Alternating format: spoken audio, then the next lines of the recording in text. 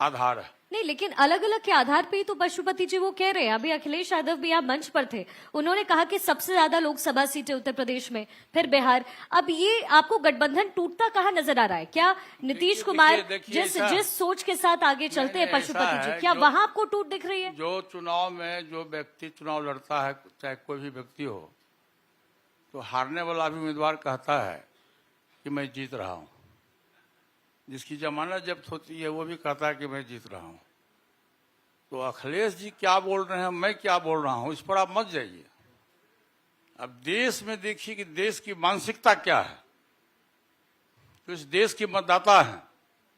देखिए, हिंदुस्तान हमारा देश जो है प्रजातंत्र, सफल प्रजातंत्र माना जाता है, और पार्लियामेंट लोकतंत्र का एक मंदिर है, और पार्लियामेंट के जितने भी हम लोग सदस्य हैं उस मंदिर के हम लोग पुजारी हैं, भक्त हैं। पुजारी नहीं, हम लोग भक्त हैं वहाँ के। और मैं भी कहूँ तो हमारी बात पर भी आप विश्वास नहीं करिए।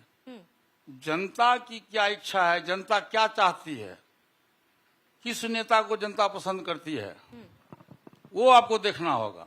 आज की तारीख में मैं बता दूं,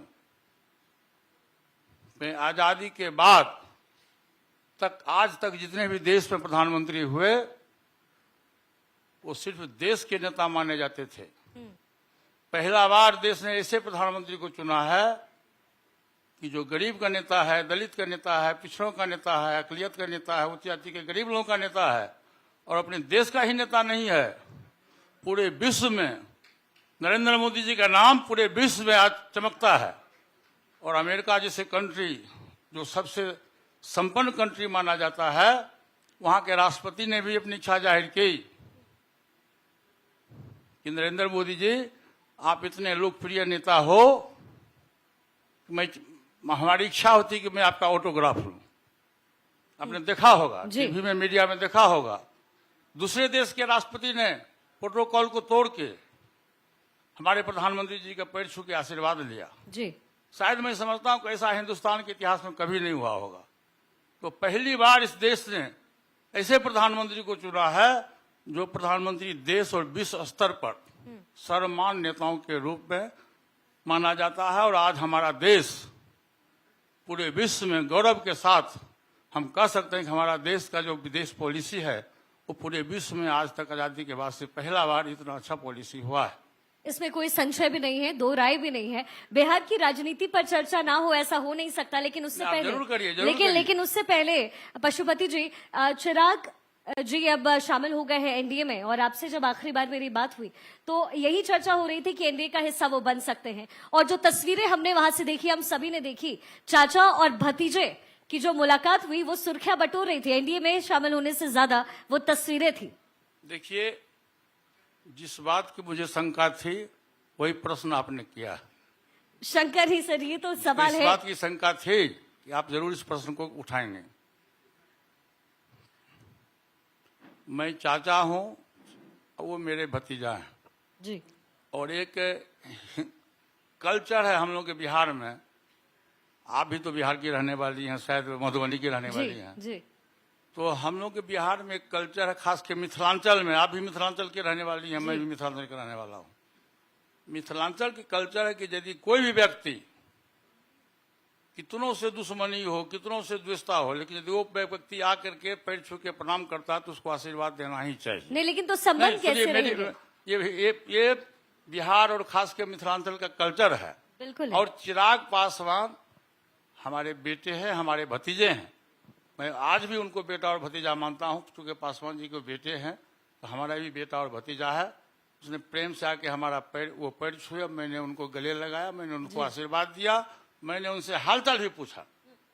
तो वो एक पारिवारिक इशू है, पारिवारिक मामला है, और ये एक राजनीतिक मामला है। नहीं, लेकिन राजनीतिक मामले में तो मतभेद चलता है, मनभेद नहीं। देखिए, आपने कहा था कि दोनों है, मतभेद मनभेद। नहीं, ठीक। देखिए, हमारा राजनीतिक इशू पर हमारा उनसे मतभेद भी है और मनभेद भी है। एक रहीमन कवि की कविता है कि बिगड़ी बात बने नहीं लाख करो किनकोय, रहीमन फाटे दूध को मथे न माखन होए। जब दूध फटता है तो आप कितनों प्रयास करोगे वो मक्खन नहीं तो होगा। चाचा भतीजे फिर साथ कैसे चलेंगे? तो एनडीए के लिए नहीं, दिक्कत हो देखिए, जाएगी। देखिए, और देखिए। फिर सबसे बड़ी बात यह है पशुपति जी कि हाजीपुर सीट की विरासत आपको मिली, लेकिन जाहिर तौर पर अब चिराग तो उस पर दावा ठोकेंगे, तो हाजीपुर सीट किसकी विरासत मानी जाए, क्या माने हम? देखिए, मैं बार बार कहता हूं कि जो हिंदू लॉ है या इंडियन लॉ कहिए, हिंदू लॉ नहीं कहिए, उसमें पिता के संपत्ति पर पुत्र का अधिकार होता है। जी। पासवान जी के बेटे हैं चिराग पासवान जी। पासवान जी के जो भी संपत्ति है उस पर चिराग पासवान जी का अधिकार है, उस पर मेरा अधिकार नहीं है। लेकिन राजनीतिक रूप से मैं, पासवान जी ने मुझको अपना उत्तराधिकारी चुन के इस दुनिया से चले गए। आज इस पृथ्वी पर नहीं है, दुनिया में नहीं है। वो हमारे लिए देवता तुल्य थे। और मैं आपको एक कहानी कहूं, 69 में पहली बार जहां मेरा घर है, शहरबन्नी अलौली विधानसभा क्षेत्र जो रिजर्व होता था उस जमाने में, 69 में पासवान जी पहली बार 69 में अलौली से विधायक बने थे। जी। और जब 77 में वो हाजीपुर से सांसद हो गए और Guinness book of the world में उनका नाम दर्ज हुआ पहली बार, तो जब अलौली सीट खाली हो गया, उसमें मैं सरकारी नौकरी में था, शायद बहुत कम लोग जानते होंगे, मैं टीचर था उसमें। मैं गवर्नमेंट स्कूल में मैं टीचर था। बड़े भैया ने मुझको बुलाया और कहा कि देखो चुनाव हो रहा है पारस, तो तुम विधानसभा का चुनाव लड़ो। मैं बहुत अधिक राजनीति से मतलब नहीं रखता था, फिर भी मैंने उनके आदेश का पालन किया, मैं चुनाव लड़ा और आज से 45